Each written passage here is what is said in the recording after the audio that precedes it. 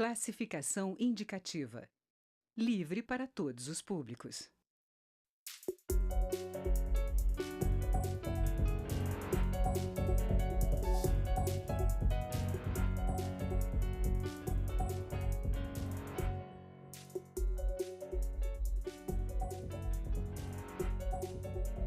Olá!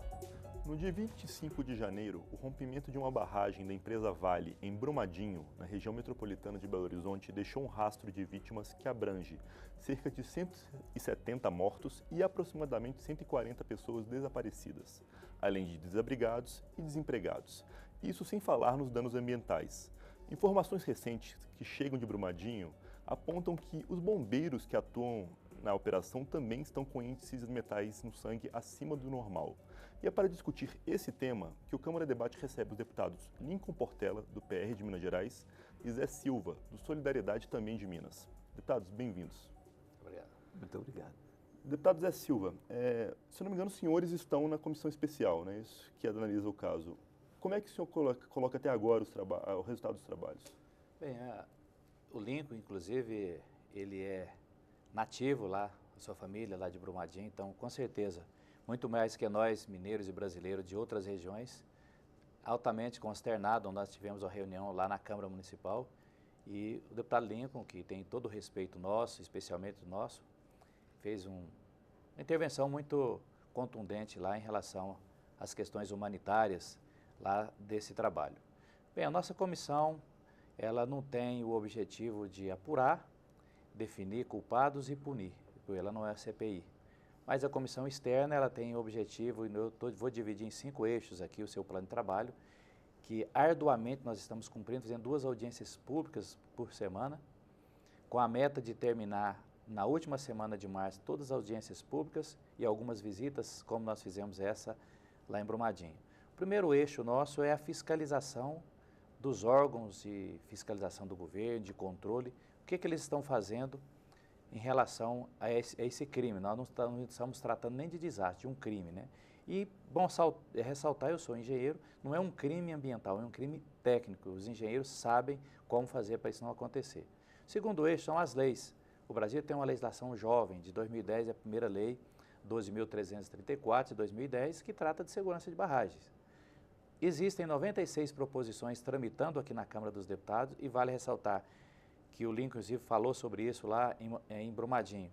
De Mariana até aqui, nenhuma proposição foi colocada em votação e novas proposições que serão necessárias fazer. O terceiro eixo é sobre as barragens, as tecnologias de construções de barragens. Eu sou engenheiro da área agrícola, sou engenheiro agrônomo da Emater de Minas há 30 anos. O mundo, em lugar nenhum, faz barragens com o método da montante. Até porque a resposta nós sabemos. É igual o poeta fala, a lição nós sabemos de cor, só falta aprender, né? Mas por que faz essas barragens? Porque é muito mais barato. As tecnologias de monitoramento.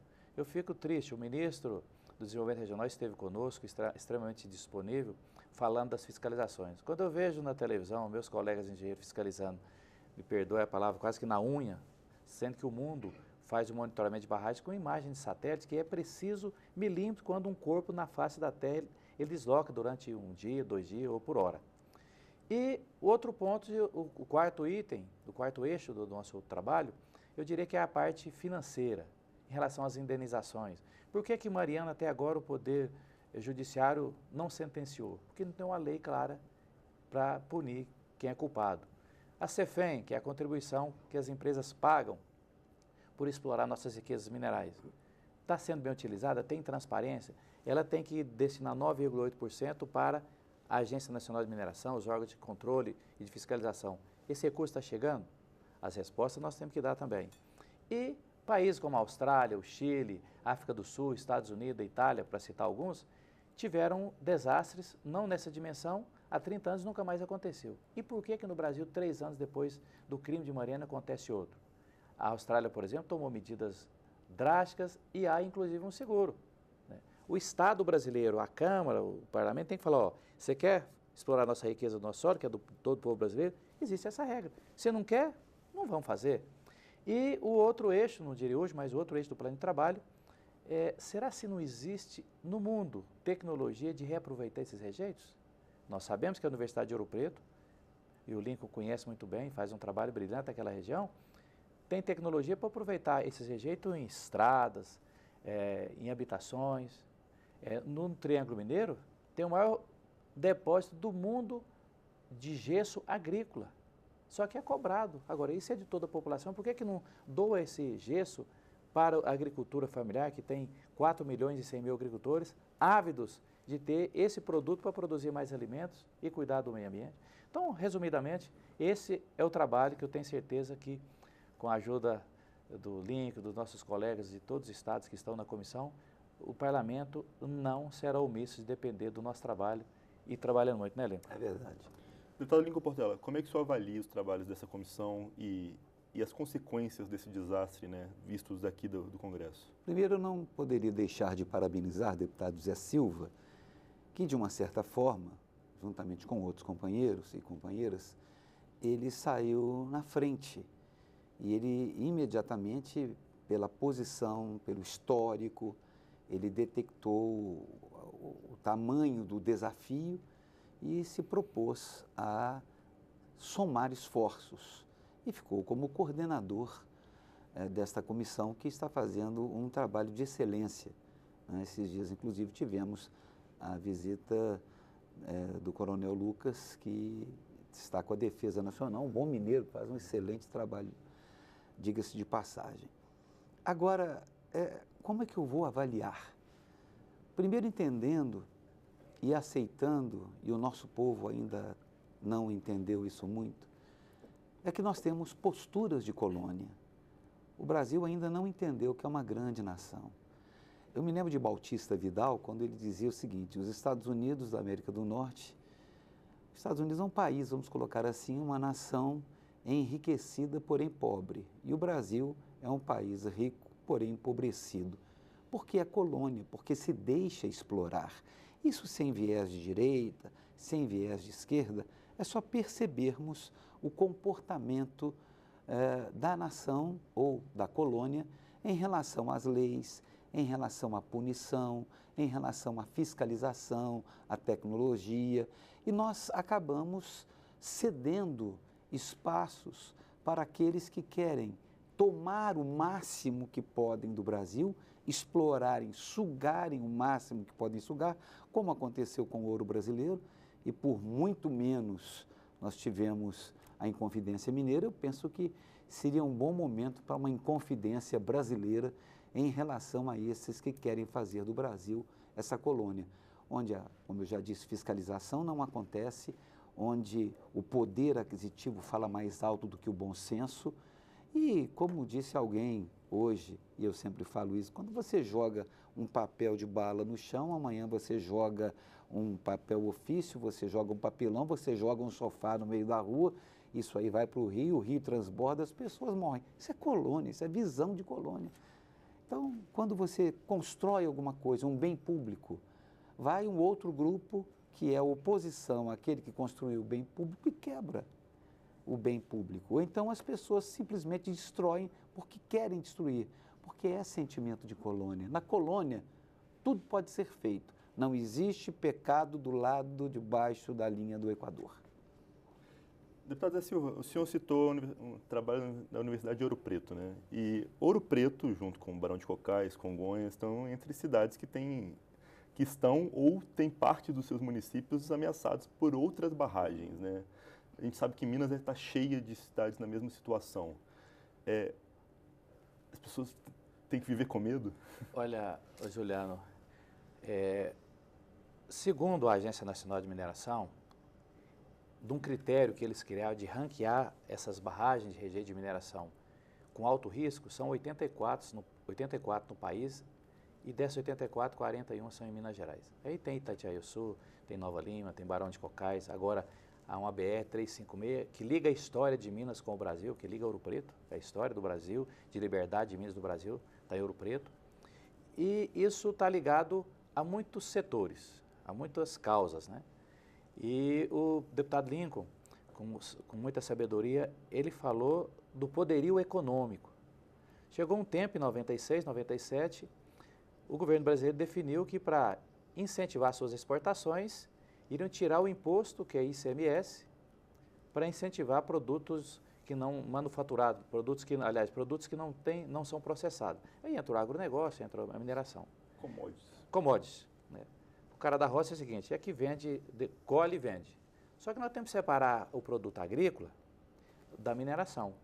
O minério, ele é uma riqueza de toda a população brasileira, dos 200 milhões de brasileiros. E o agricultor não, sabemos que é suado, levantar de madrugada, tirar leite, desbrotar pasto e cuidar da lavoura.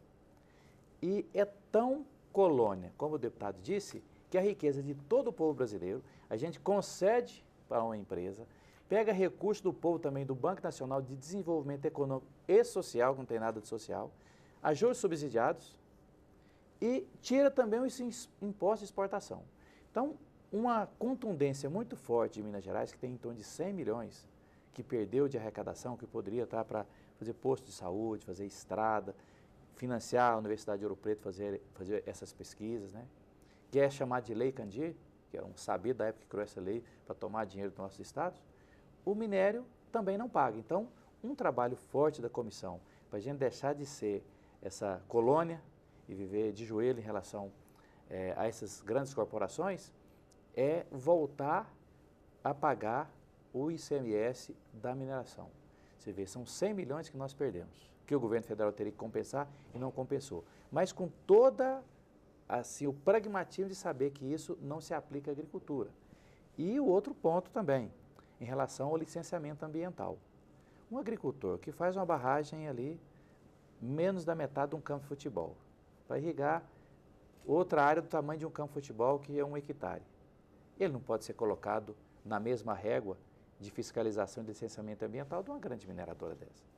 O ministro, quando esteve conosco na comissão, o ministro do Desenvolvimento Regional, que a gente é altamente competente em sua equipe, altamente com senso humanitário, ele deixou com clareza que eles tomaram, o governo federal, em torno de 5 ou 6 medidas através de resoluções.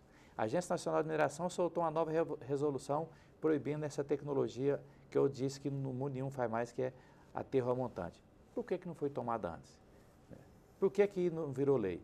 Eu sou muito preocupado com resoluções, instruções normativas, porque não tem poder de lei. Chega um novo ministro, muda, né? Então, mas vamos cumprir o nosso papel, né, Lino? É verdade. A gente vai ter que interromper, mas no próximo bloco a gente volta com o deputado Lincoln Portela. Ok. Estamos conversando com os deputados Lincoln Portela, do PR, e Zé Silva, do Solidariedade, os dois de Minas Gerais. A Câmara de Debate vai fazer um pequeno intervalo e volta já.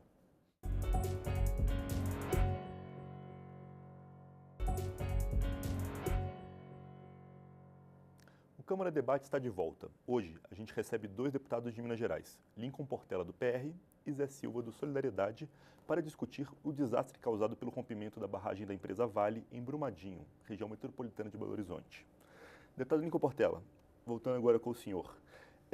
Como a gente citou rapidamente no primeiro bloco, este é o segundo desastre em 3 anos e meio, né?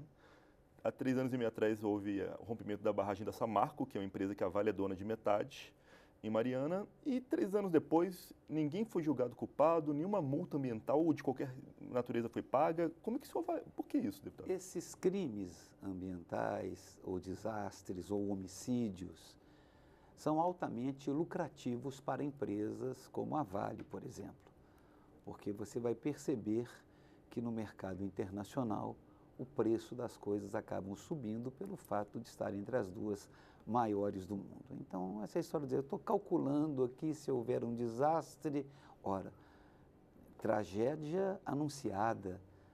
Então, você já faz o cálculo entendendo do desastre, o que vai acontecer com a Bolsa, o que vai subir, o quanto vai descer inicialmente, o quanto vai subir, o quanto os outros países estarão preocupados com isso, e eles simplesmente, numa atitude de mau caratismo militante, porque não há outra palavra, não adianta você falar com semblante consternado, não adianta você falar com uma dor no coração, se você já sabia que aquilo haveria de acontecer. Seria teatral por acaso? Eu fiz televisão 28 anos, eu sei o que é teatro. Então, estou aqui no 6º mandato, eu sei o que é teatro. Eu tenho 65 anos de idade, eu sei o que é teatro. Então, que esses sejam levados para o palco devido, que é uma cela onde deverão pagar pelos seus crimes, porque essas coisas não podem continuar acontecendo. É exemplar A punição, ela é exemplar e isso o Brasil tem que trazer uma solução o mais rápido possível. Senão, nós continuaremos da mesma maneira, abrindo espaço para que outras coisas aconteçam. E, desculpe, estamos com um problema em Itabira. Itabira, até 2028, acabou-se a extração de minério ali. E a a ferrovia que passa em Itabira, ela vai agora para o centro-oeste brasileiro. Itabira vai ficar sem receber nada e os governadores do centro-oeste estão todos querendo a ferrovia lá. Porque, por falar em colônia, o senhor Fernando Henrique Cardoso acabou com as ferrovias brasileiras porque tinha sentimento de colônia. Então, nós estamos vendo consequências hoje disso nas estradas, nos acidentes, 40 mil mortos por ano, pelo menos, e estradas em péssimas condições. Então, nós precisamos de resolver essas questões nesse sentido, com a punição devida a quem merece a punição. A lei Duralex, que a lei seja feita realmente para aquele que, para todos nós, que todos nós que erramos, estejamos passíveis de cumprir com aquilo que a lei determina. Agora, precisa haver lei, que o deputado Zé Silva disse, precisa haver lei. E o Congresso precisa votar. Por exemplo, sem querer fazer propaganda pessoal, no ano de 2018, eu elaborei uma lei, já em caráter conclusivo, para que as barragens fossem construídas a 10 quilômetros de área ambiental. O projeto foi entregue sem manifestação. Já está desarquivado agora. Por que ele foi entregue sem manifestação? Qual o problema? Coisas a serem pensadas. Deputado Zé Silva, numa audiência pública aqui na Câmara, né, o secretário de Geologia e Mineração do Ministério de Minas e Energia, Alexandre de Oliveira, defendeu mudança imediata nessa espécie de autocontrole das mineradoras, né? O senhor concorda? Concordo, e essa será uma das proposições que nós iremos votar. Estamos negociando com o presidente para votar em abril, uma semana de esforço concentrado. Vamos agrupar em 6 eixos todos os projetos que tem na casa. E um ponto importante, olha a incoerência que o secretário trouxe, mas pergunto por que não fizeram antes, né? A mineradora, ela contrata uma empresa para fazer o laudo de estabilidade, uma mineradora que paga. Só que ela escolhe essa empresa. Há uma relação comercial. E agora a gente sabe que a Vale pressionava essa empresa para evidentemente, dizer né? que as barragens estavam E depois, ótimas, né? o engenheiro da empresa contratada pela mineradora, ele é empregado e tem que fazer o laudo. Então, qual que é a mudança na lei? O governo federal, através da Agência Nacional, credenciar empresas internacionalmente com responsabilidade, certificar se a empresa realmente tem estrutura, tem competência, tem expertise no assunto, para depois, dentro desse credenciamento e dessa certificação feita pelo Estado brasileiro, pelo governo federal, aí sim poder a empresa ir lá e contratar. E deixa de ter relação comercial. E, sendo muito prático, o IBAMA também, numa dessas audiências, deixou claro que as empresas não pagam as multas. Por quê? Então, que foi o que aconteceu depois de Mariana, inclusive. Exatamente. Né? Assim, as multas não foram pagas, né? Então, por isso é imprescindível tirar essa relação que voltando de colônia, né? Da empresa, ela tem liberdade de contratar e ela autogerir. E o que está acontecendo? Minas virou uma bomba relógio. Se o Lincoln e eu fôssemos citar as barragens e as cidades que estão ameaçadas, e quando você chega... Congonhas, por exemplo. Congonhas, Itatiçu, Barão de Cocais, né, Nova Lima, né? E quando você chega, igual nós tivemos lá com a população, aí fica nas redes sociais, todo mundo estamos juntos. Não está junto nada. O depoimento é extremamente revoltante lá dos atingidos. Vai lá, visita, vai todo mundo embora e eles vão chorar os mortos e você vê, mais de quase 160, 150 não sabe onde estão os seus mortos, se estão. Então, realmente, não dá mais para o Brasil continuar dessa forma, com essa legislação que é leniente, né? Por isso que faz a multa, não paga. Então, não dá para continuar desse jeito, né? E depois aprovamos uma lei aqui para poder fazer o perdão, os refis da vida e as coisas da vida. Deputado Lincoln Portela, nessa mesma audiência pública que eu citei, a representante da Agência Nacional de Águas, né, da ANA, ela disse algo muito parecido com o que o senhor chama de pensamento de colônia. Ela disse que há uma cultura de medo de responsabilização no Brasil, né? Que tem que ter um relatório detalhado e nenhum órgão está encarregado de fazer esse tipo de coisa. Existe um jogo de empurra também na administração? Na realidade, eu vou lhe dar uma palavra um tanto quanto técnica, um tanto quanto elegante. É uma sem-vergonhice, é um mau caratismo, não tem outro nome, é falta de caráter, é sem-vergonhismo, é a impunidade, a certeza da impunidade. Eu trabalho com a área da segurança pública também, eu sei o que é a impunidade, e o Brasil é o país da impunidade. Então, continua sendo, e eles sabendo disso, continuam agindo com mau caratismo. Não é medo de nada, não é nem medo de perder o emprego, é mau caratismo, porque quando você é uma pessoa decente, você perde o seu trabalho, mas como você é competente, você sabe que uma outra porta se abrirá para você. Então, essa leniência ou essa conivência, isso tem que acabar no Brasil a partir do poder público. E tem um ponto muito forte. Bom, quem do governo federal é responsável por fiscalizar? Era o DNPM, Departamento Nacional de Produção Mineral. Que foi transformado em outra coisa, né? 84 anos, foi transformado em agência. Aí vem a agência que, evidentemente, desestruturada, tem 4 técnicos para o Brasil na mineração, né? Em Minas teria que ter 384, nós temos lá 70 e pouco, 78, desses 59 são da área administrativa. Ou seja, o governo tem justificativo para não ser culpado. Aí vem a empresa, ela contratou uma outra que é empregada dela. Aí ela vem e no final eles prendem os engenheiros, né? Quem que é o culpado? Então, é culpado o governo federal, é culpado quem deu o licenciamento ambiental e é criminoso a empresa. E é só que, se nós aqui, eu acho que a última esperança nossa, e nós temos que cumprir esse papel, senão temos que pegar o boné e cada um fazer outras coisas, ou a Câmara e o Senado. A gente faz uma nova legislação, ou então alguém vai ter que vir fazer o nosso lugar. Essa é a determinação que o Lincoln, nós da comissão, topamos assumir para fazer isso. Essa questão também da falta de servidores, também, a representante da ANA também falou, né? As pessoas estão se aposentando, não existem concursos públicos, falta gente para fiscalizar também? Eu vou lhe dar um exemplo. O Brasil é o campeão mundial das obras inacabadas. O deputado Zé Silva sabe disso. Quantas emendas de orçamento que nós enviamos e que elas não são acabadas. Quantas obras o governo não termina. Por quê? Porque a Caixa Econômica Federal, ela pega, por exemplo, 5, 6 fiscais, que não são culpados por isso, 5, 6 fiscais para fiscalizarem 80 cidades, 90 cidades. Desses 5, 6 fiscais, 2 estão de férias, um está com depressão, o outro está doente. Me desculpe, um dia desse eu fui numa determinada cidade para onde eu enviei um asfalto. Quando eu vi, Zé Silva, eu vi um pontinho vermelho lá, eu fiz assim, tinha uma plaquinha lá, agradecemos ao deputado Nico, eu fiz assim com a unha, o asfalto saiu na minha unha, eu falei, tira essa placa depressa. Então, quem vai fiscalizar? Quem vai medir lá, vai pegar lá e vai ver a profundidade, a grossura do asfalto? Não tem.